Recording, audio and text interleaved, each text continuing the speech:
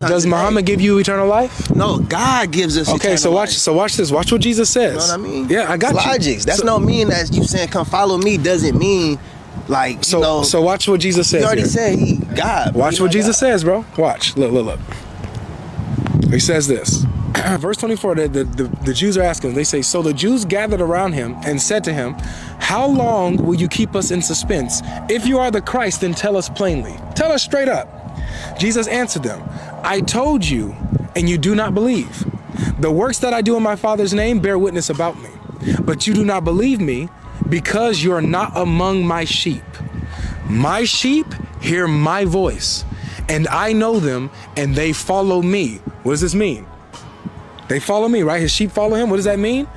I give them eternal life, and they will never perish. No one will snatch them out of my hand.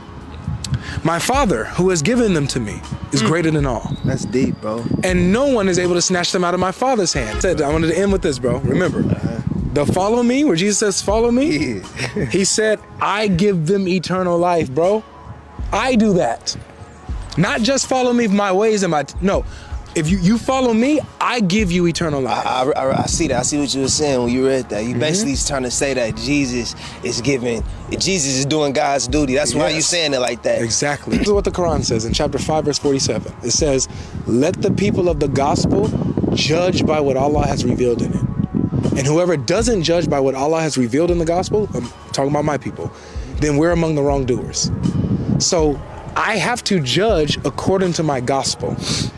And when I look at Muhammad and I line him up with the gospel, I have to judge that he's a false prophet because he teaches a different Jesus, a different message that contradicts what the gospel says. You know, so it's not me coming at him and like, oh, I just hate Muhammad, or, you know, I just dislike him, or yada, yada. I'm looking at what my gospel says. I'm looking at what Muhammad says.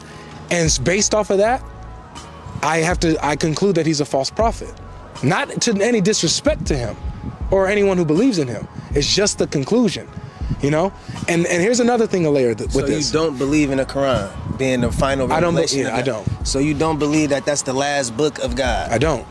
And here's the reason why. One, it gives us a different message. And two, it makes claims that I have found to be false, like Muhammad being in the scriptures. Because of those two things. I gotta do some research and get back at you on that. For sure. And I want to do it with you.